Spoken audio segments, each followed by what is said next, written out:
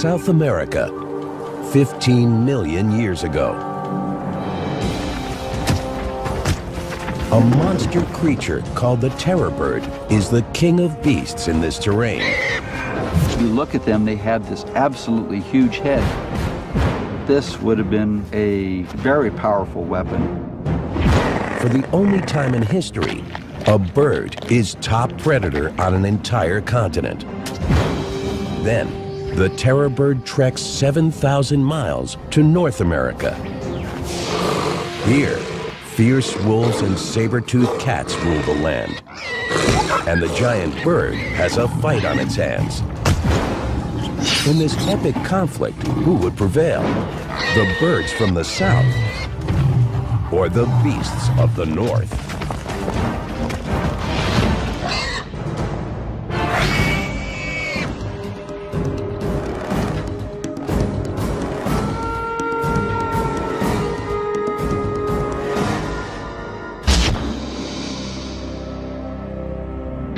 In the chronicle of life on Earth, dinosaurs reigned as history's greatest predators. They ruled the planet for 150 million years, but came to a sudden end 65 million years ago.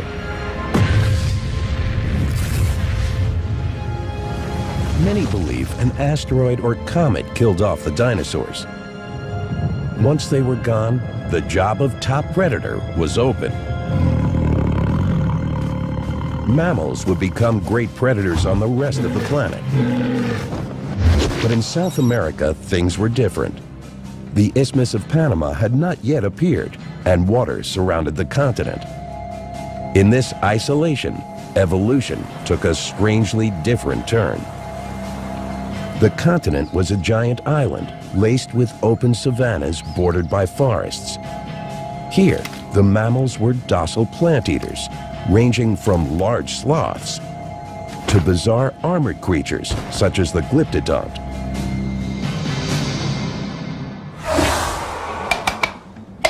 In this setting, the role of top predator went to a family of freakishly monstrous birds. Today, we call them the terror birds, and they ruled for 58 million years. If you look at the head, is enormous, like in all terror birds, and the bird would have been able to strike with enormous force, and such a force that by hitting a prey, it would have possibly killed the prey almost instantly. How could birds have attained such power? Evidence of the true nature of these enigmatic beasts is found first in fossil beds, and later in scientific laboratories. But the terror bird family remains largely a mystery. The fossil record reluctantly giving up clues in an ongoing investigation that began more than 120 years ago. The year was 1887. Paleontologist Florentino Ameghino wrote of a fossil unearthed in Argentina's Patagonia region. It was part of a strange toothless jawbone from a skull that would have been 2 feet long. So big, thought Ameghino, it must belong to a mammal. Then, in time, with more discoveries and more studies, he realized that he had made a mistake. It took scientists another 4 years to identify the big predators as birds. The key clues were in the center of the fossil bones themselves. Dr. Luis Chiappi is one of the world's foremost experts on these creatures. He studies terror birds at the Natural History Museum in Los Angeles. Sometimes it's not easy to tell apart a bird bone from one that is either of a mammal or another reptile. But one thing that in general is quite consistent is that bird bones are hollowed and they have very thin walls, as opposed to the bones of reptiles or mammals that are not. Here on my right hand, I have the bone of a crocodile, and you can see the difference. In time, a scattering of other fossils was discovered. Birds, yes, But what kind?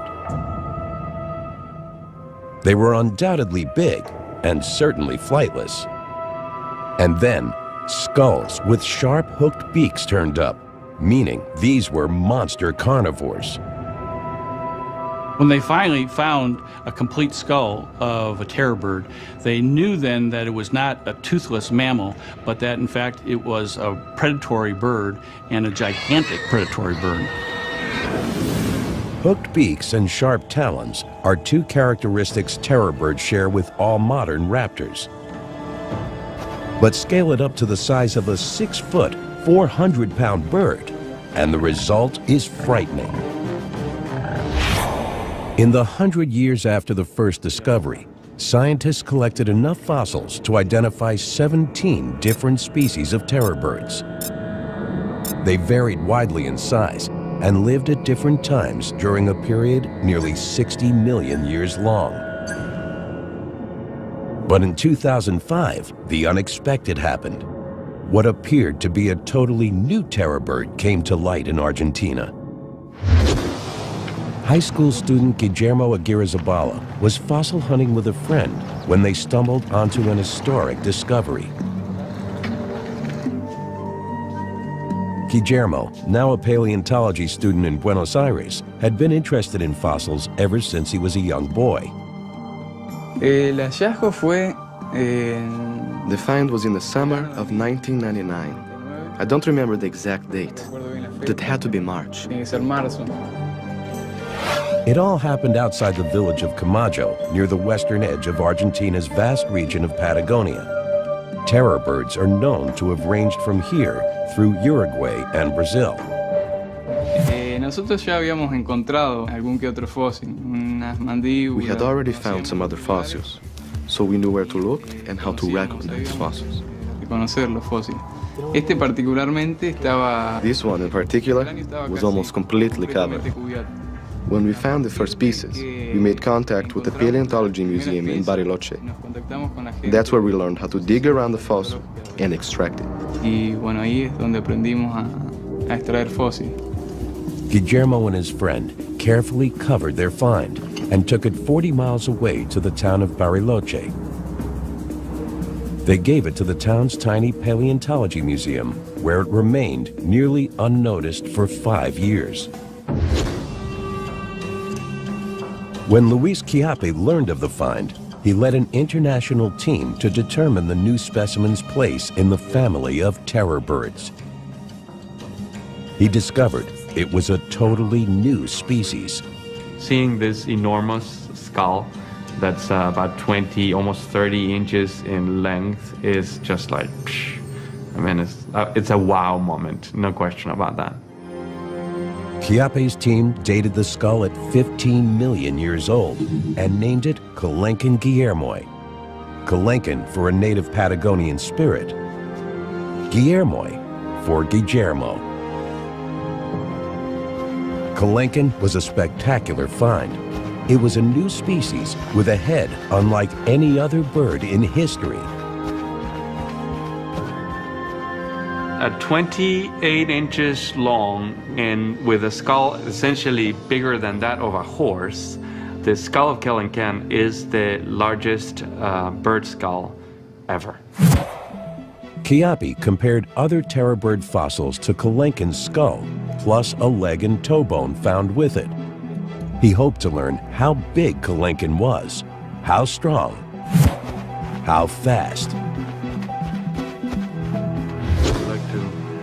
See whether we can talk to Sarah. By examining the skull from a smaller terror bird, Luis Chiappe begins to get an idea of what the new species looked like. While in Bariloche, paleontologist Sarah Bertelli analyzes Kelenken bones in the town museum. Comparing measurements of these few specimens with other terror birds, they can estimate the critical dimensions of Kelenken itself. Although the skull was the most spectacular find, a complete leg bone also provided surprises. Este es el hueso de la pata de Kelenken. This is the bone that corresponds in humans to the connection between the ankle and the toes. The proportions of the leg bone are unexpectedly slender for such a large bird. Some other large terror bird species are thick-framed and thought to have been slow ambush predators. Kelenken, with these bones, is different. Por eso, en las aves de terror, que son In the largest and heaviest terror birds, this bone is short and stout, but in the faster birds, this bone is long and slender. That's why we think Kelenken was a fast runner. lo cual nosotros pensamos que era un corredor. Kelenken is among the tallest and fastest in the terror bird family. It weighs in at 400 pounds and stands 7 feet tall. It stands on slender but muscular legs, hinting at a fast running speed. From beak to tail, it's 9 feet long. But when seen from the front, it appears surprisingly narrow at 18 inches wide, perhaps less obvious to prey animals on the lookout. But Bertelli discovers that the bird's sheer size takes a back seat to the enormous strength of its bite. The bones of Kelenken's skull bear scars of massive muscles attached to the temples, a clue to the power of its gigantic jaws. These muscles control the bite force in most animals and represent one of the things even humans have in common with terror birds. Si colocamos nuestra mano en esta zona, If we put our hand up here and open the jaw, we can feel the contraction of the temporal muscles. la contracción de los músculos temporales. Estos músculos, la cicatriz dejada por estos músculos en el cráneo. The scars left by these muscles occupy a large part of the skull's roof. That gives us an idea of the tremendous bite force this bird had. Tremenda fuerza que tenía esta ave al morder. Another set of scars reveals powerful neck muscles.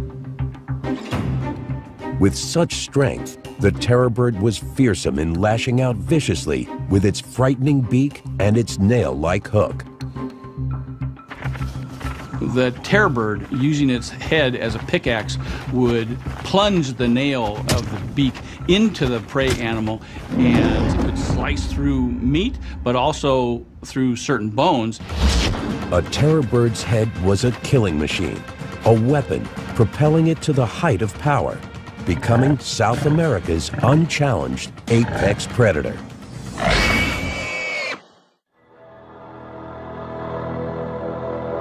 In South America, the head of the terror bird Kelenken is driving new research into these extraordinary predators.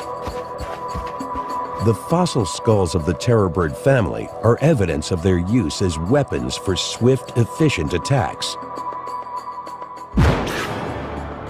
But now, advanced technology can tell us how those skulls worked. All right, this will be exciting. In the United States, 2 scientists prepare to use a medical CAT scanner to probe the inner structure of terror bird skulls. Let's get this thing set up. Larry Whitmer is a professor of anatomy at Ohio University. He's hosting Bob Chandler, a terror bird specialist from Georgia State College and University. All right.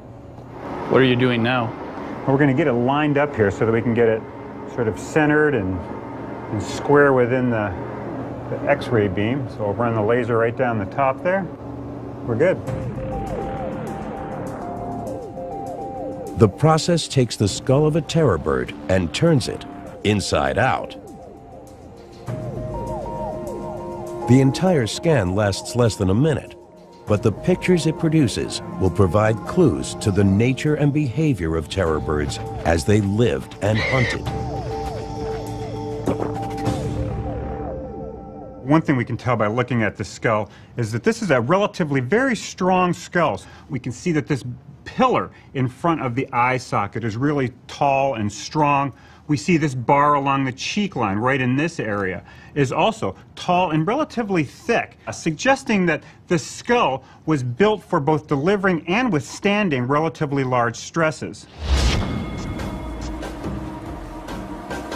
A fact that the peaceful plant-eating Homolototherium may have experienced firsthand as it faced the terror bird Kelenken. The Homolototherium was certainly one of the potential prey items for the Kelenken. It's a hoofed animal that really has no modern relatives. Slow on its feet, the 600-pound Homolototherium outweighed Kelenken by 50%. The kill required a specific strategy. One of its possible strategies would be to go for the base of the skull and to try and paralyze the animal.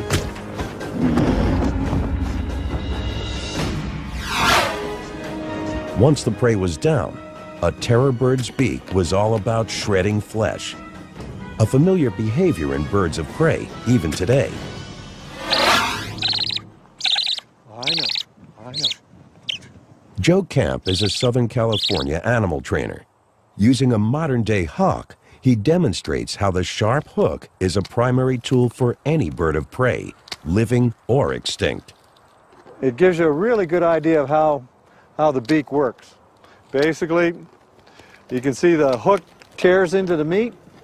You can see her doing that, kind of stabbing it. Then her lower bill comes up and shears it, and then she tears it on off.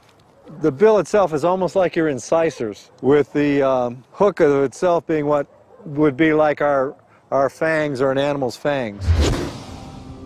The terror bird's gigantic head was more than a mere feeding tool, however. Paleontologists see it as its primary attack weapon, inspiring scientists like Stephen Rowe to test the true strengths of the skull.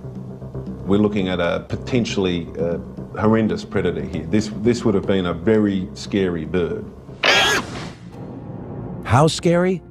Working at Australia's University of New South Wales, Stephen Rowe has loaded his computer with detailed data from a terror bird skull.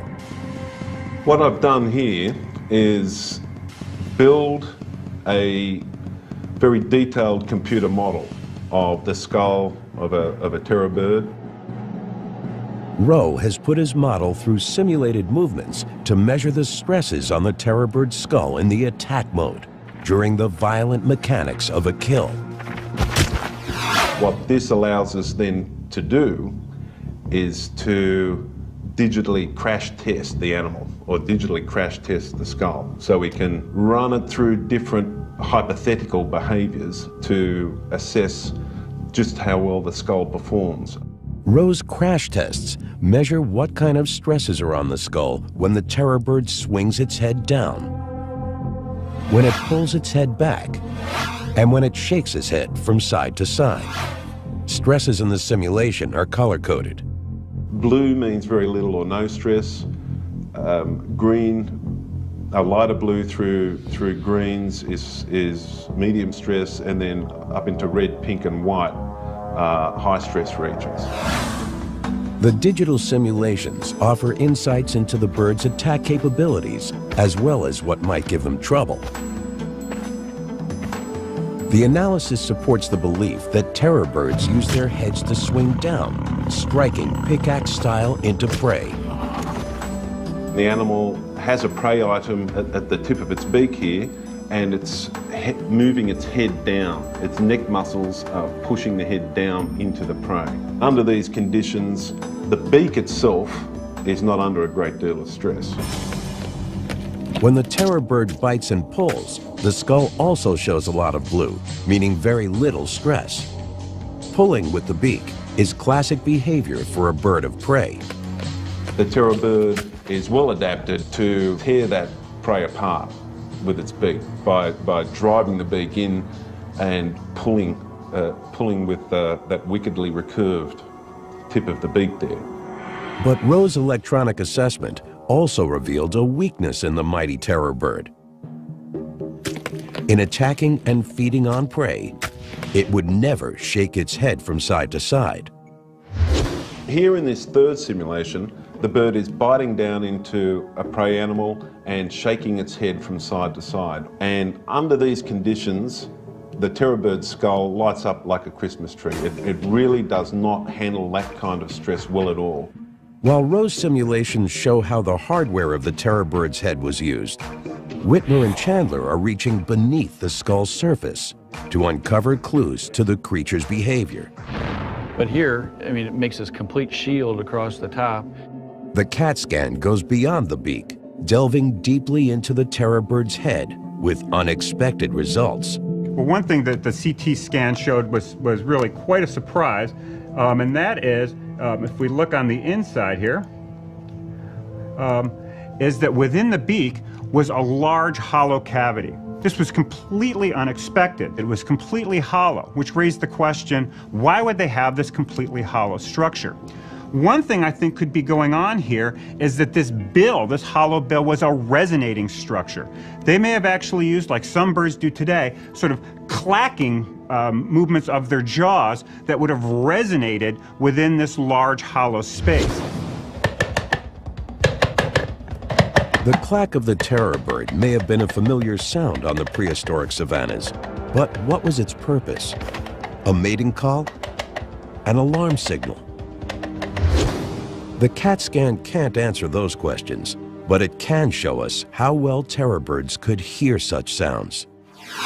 Well, let's zoom in here on the ear and see if we can see what's going on here. None of the terror bird's soft tissue remains, but the spaces left by organs like the brain and inner ear show what they look like in exquisite detail. This is called the cochlea, and that's the hearing organ. What this tells us, it's very long and straight. The great length of that suggests it was potentially able to discriminate sounds well. And it's in the inner ear that the CAT scan reveals the critical system controlling the terror bird's superb agility.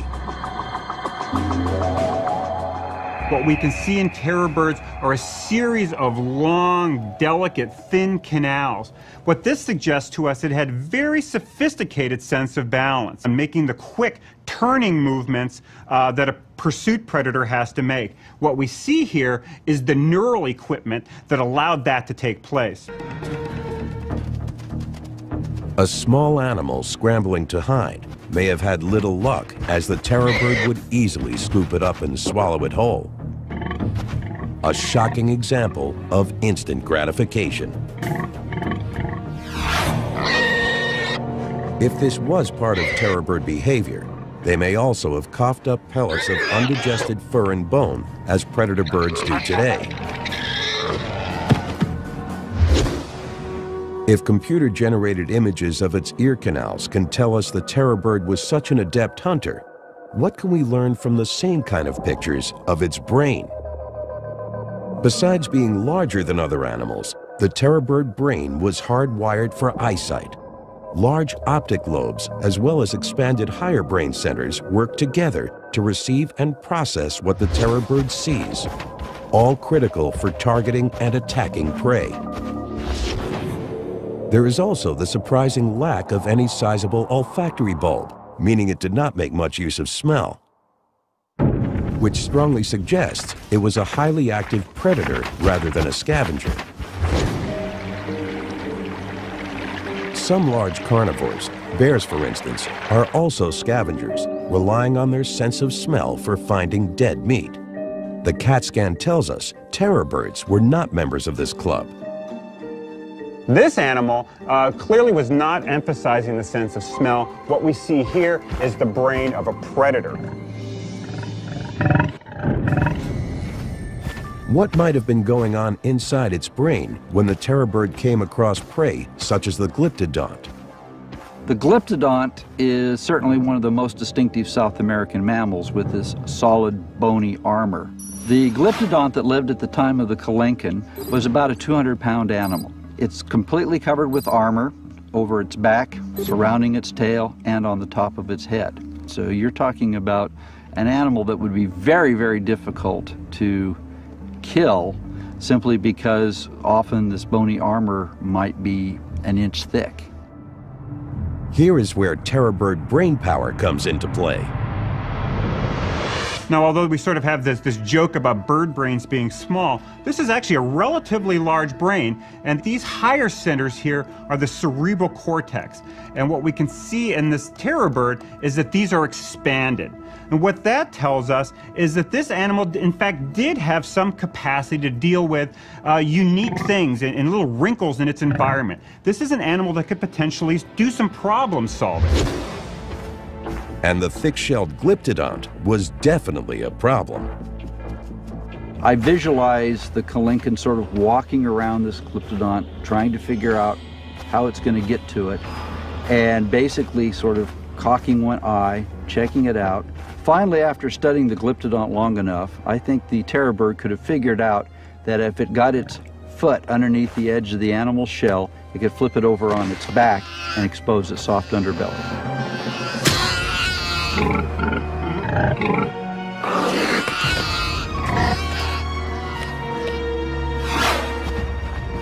South America was a cornucopia of prey for Kalenkin and its relatives.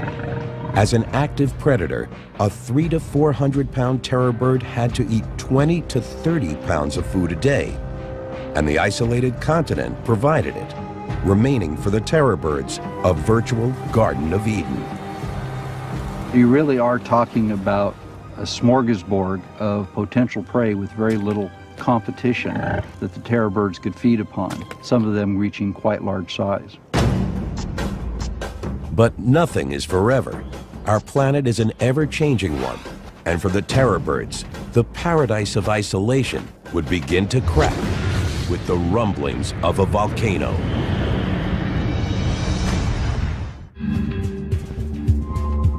Until 1961, scientists thought terror birds lived only in South America. But a lump of leg bone and part of a toe raised an intriguing new possibility. When Titanis was first found in North America, it wasn't believed. It was thought that it had to be something else. This videotape shows scientists working underwater in Florida's Santa Fe River at the exact site where they found fragments of a creature identified as Titanis walleri, the first and still the only terror bird known in North America. Can you imagine the thrill that it was to have this first specimen, an unknown species that was here in Florida? This creature, from a continent isolated from the world by water, ended up nearly 7,000 miles from its origin. Its route was paved in the lava and ash from Earth's volcanoes.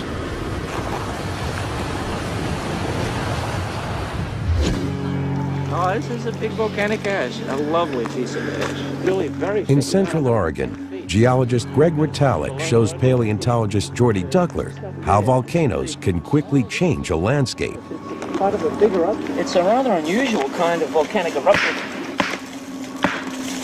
Ritalik says the deposit in Oregon was created by an ancient eruption in the Pacific Ring of Fire, a string of more than 400 volcanoes ringing the Pacific Ocean from New Zealand to Chile.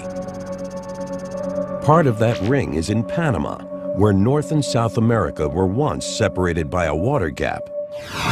The two continents were joined by volcanic activity in the Central American Isthmus in the late Miocene when the terror bird was on the march. The connection was formed largely from lava-producing volcanoes rising from the sea, as well as the uplifting of tectonic plates. But there's more to the story. The native jungles of the new land in Central America were not the kind of environments through which terror birds would have migrated. That's where volcanic ash deposits like the one in the Pacific Northwest come in.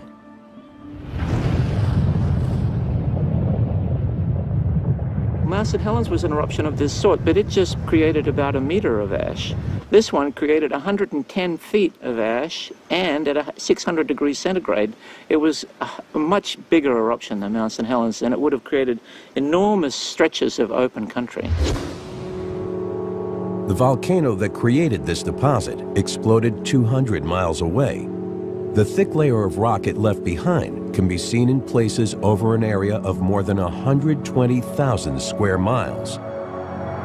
The unfortunate creatures that are in the way of this flow, they're gone? They're toast. Everything. There are trees, animals, all sorts of things. They're just burnt to a crisp. There's no sign of it. 600 degrees centigrade, that's more than a crematorium. How fast are we talking about the motion? Anything you could outrun? Well, no, they couldn't outrun this. This is death on wheels. Between 3 and 5 million years ago, eruptions like this in Panama resulted in what Ritalik calls instant land resurfacing, destroying jungle and briefly giving terror birds pathways to the north. So for the short period of time when the plants come and recolonize this devastated landscape, there's a lot of open country for open country creatures like terror birds, for example. If the terror bird encountered eruption of this sort, if it survived it, it could migrate through that new country for 200 or 300 miles. The bones of Titanus in Florida are strong evidence showing that terror birds use the Isthmus of Panama to migrate to North America.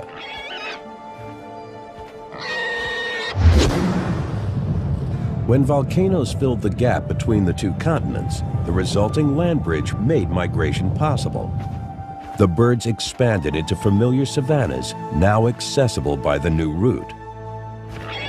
I think terror birds are like many other species that if the habitat is present, they'll try to occupy as much of it as possible.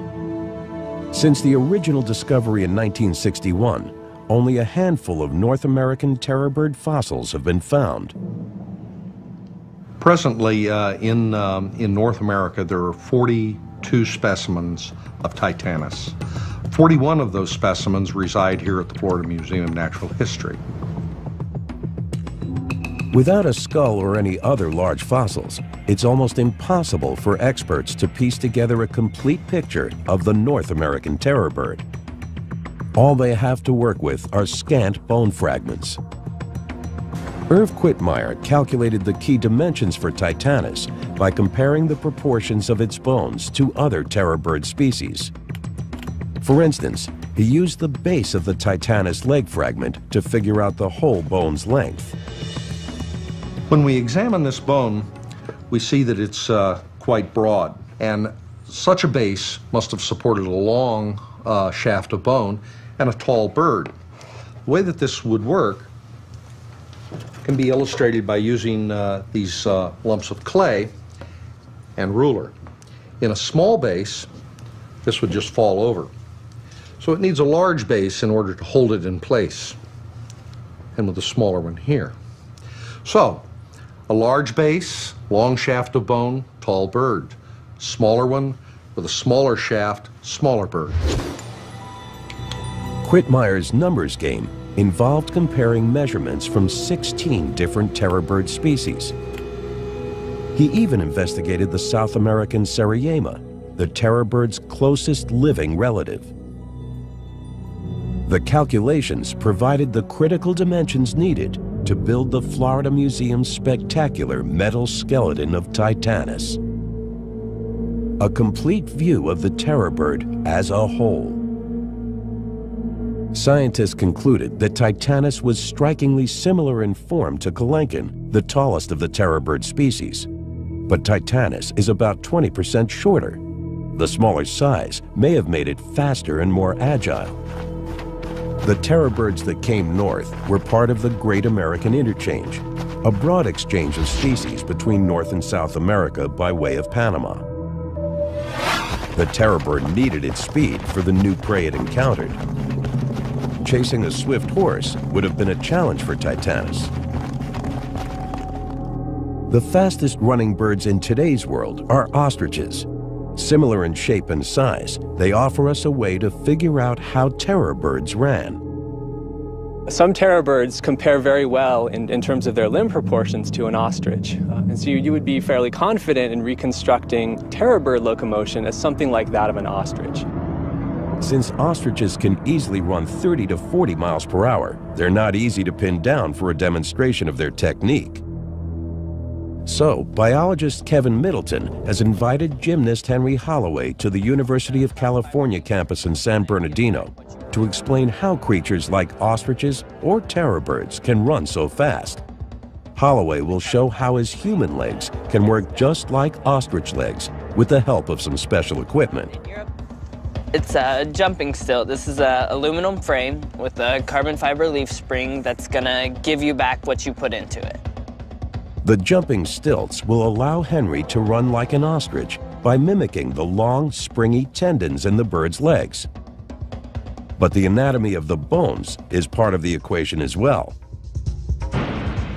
This is the thigh bone, the knee, the shin, and the foot.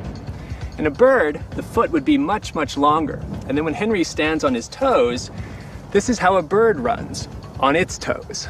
The longer foot is important because it gives greater leverage for the muscles and allows longer strides.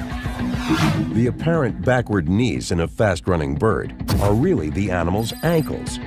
It's a dramatic illustration of how long those foot bones are and how much leverage they supply. Let's do it. For Henry Holloway, the high-tech jumping stilts essentially lengthen his short human feet, giving him the ability to run like a terror bird. Go!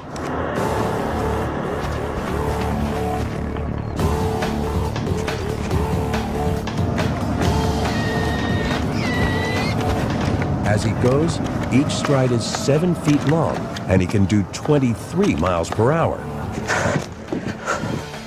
Terror birds with bigger legs and bigger muscles had 10-foot strides and could probably do 40, just as ostriches can today. During a high-speed chase, Titanus had to run to the side of a primitive horse to avoid kicks from its hind legs. The terror bird struck effectively from this offset position. With that pickaxe, drive the nail into the back of the neck, make a severe wound there, and then allow the animal to bleed to death before they came in to finally dispatch the animal.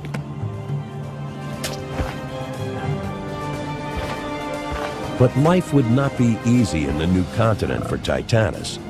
It was about to make first contact with the local predators in the north. These were new competitors without fear, but then they had never faced the power of a terror bird.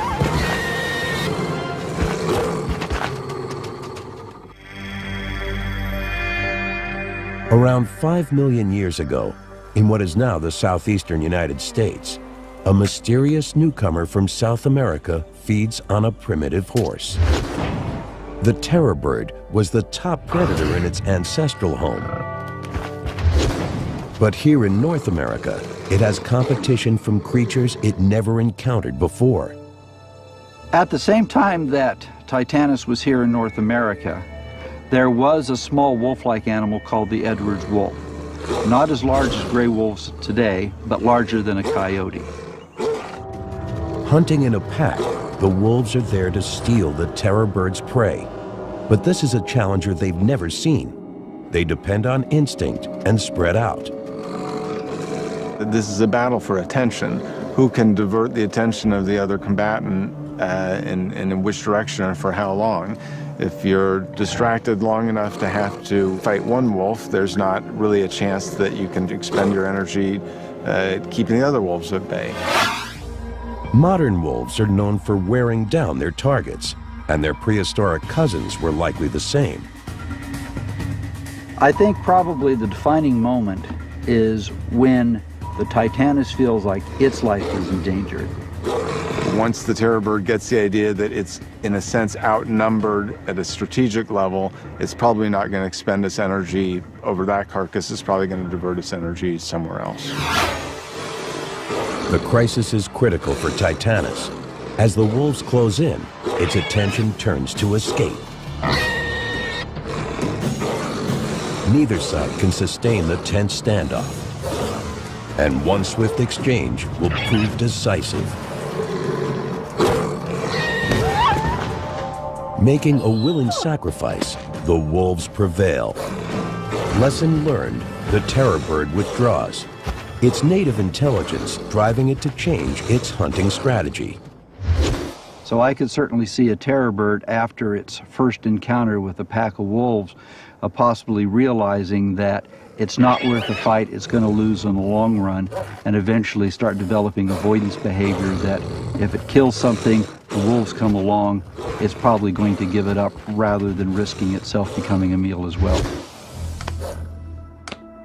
Predators also posed a danger to terror bird eggs. Scientists believe they were similar to the eggs of ostriches, which are eaten by modern predators. In today's world, predators may be able to scare ostriches away from their eggs. Prehistoric predators, however, may have had to wait for a terror bird nest to go unguarded. If terror bird eggs were like ostrich eggs, how strong were they? To test the notion, we placed a wooden plank on a single ostrich egg and added iron weights 25 pounds at a time. The plank concentrates all the weight at one point on the shell.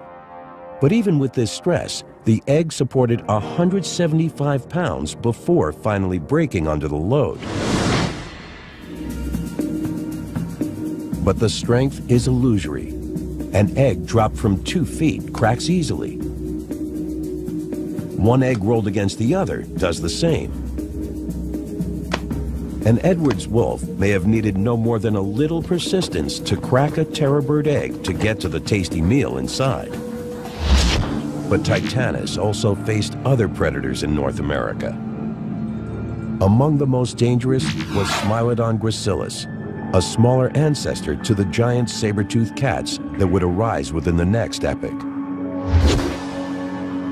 A modern-day encounter between cheetahs and ostriches may mirror the way ancient cats avoided adult terror birds. Their chicks, however, were another story. You can certainly visualize a female terror bird with her chicks out for a stroll. One of the chicks wanders a little too far away from the group. Saber-toothed cat jumps out, grabs it, has terror bird chicken dinner. Not so fast. Mother terror bird springs into action. If the saber-toothed cat can't escape, it's going to go into offensive mode itself. Use its claws to go for the breast of the animal. But here, the terror bird has superior weaponry. It strikes with its giant head again and again. The cat is killed. But too late to save the unlucky chick, lying nearby with a broken neck. Life in North America must have been more difficult for the terror birds than it was in the South. Here, it faced predators like the cats and wolves, destined to evolve into the giant megabeasts of the future. These new competitors threaten the terror bird's very existence. Titanus as a species was in mortal danger.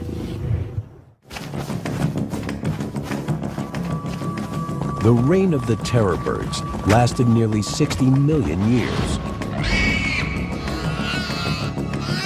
They were top predators in South America and adventurous immigrants to the north.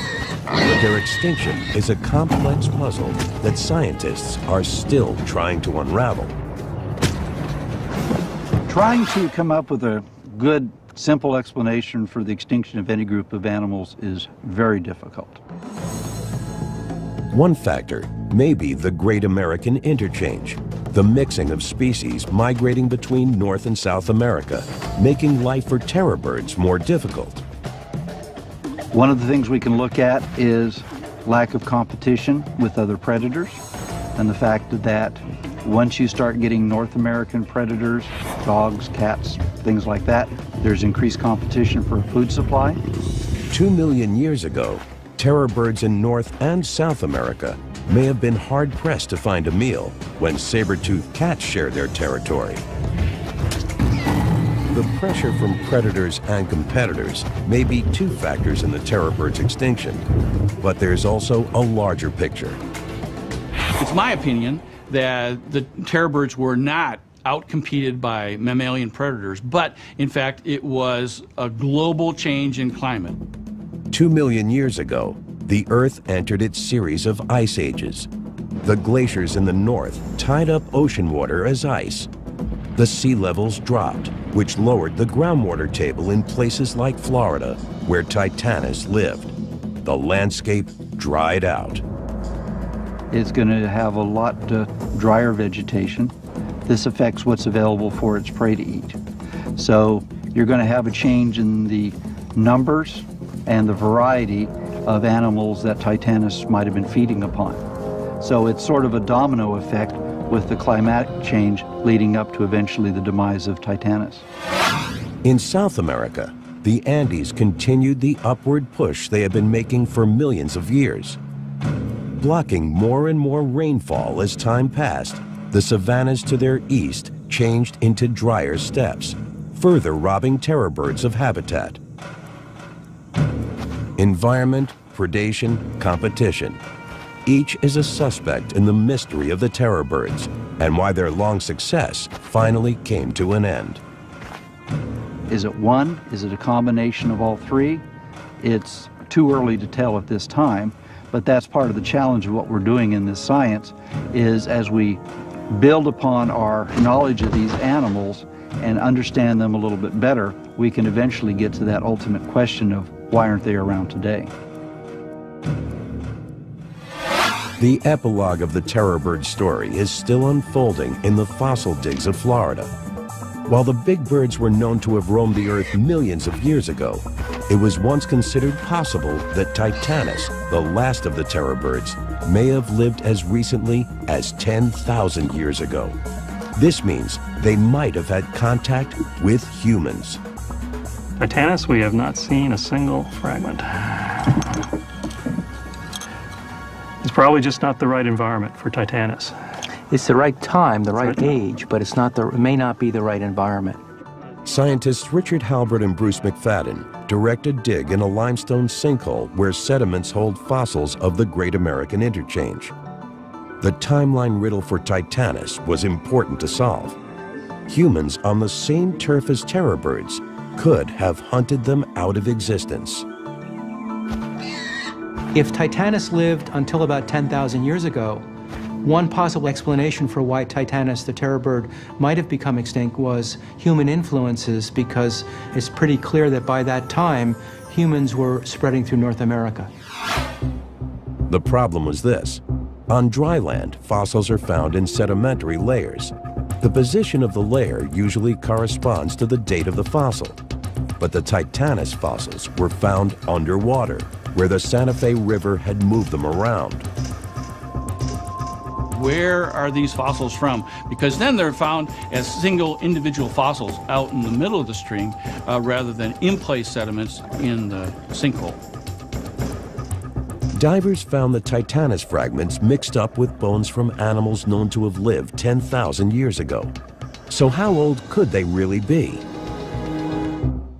Bruce McFadden solved the mystery with the chemical signatures of the minerals in the fossils. He compared Titanus bones to specimens known to be very recent and others known to be 2 million years old. When bones become fossils, they absorb minerals from the local groundwaters, and those minerals are unique for every period of time.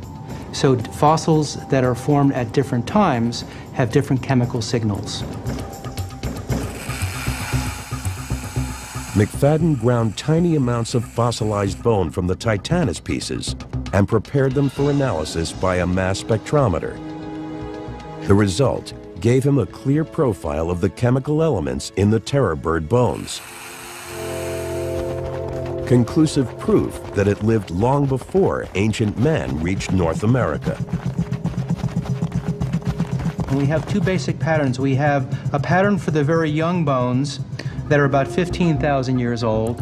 And then we have another pattern of bone, which actually is up here, that represents animals that are 2 million years old. And the Titanus specimens plot exactly over the concentrations of elements of the 2 million-year-old fossils.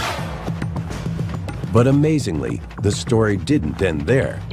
The terror bird had more to tell us about its survival in the north. McFadden also found that a Titanus fossil from Texas was not 2, but 5 million years old. It means the terror bird lasted in North America for at least 3 million years, a long run for any species. It's a remarkable statement of adaptation and a fitting last act for this spectacular family of predators. Despite a wide range of new competitors, Titanus was the proud successor to the terror bird legacy. In its final home in North America, it didn't just survive, it thrived.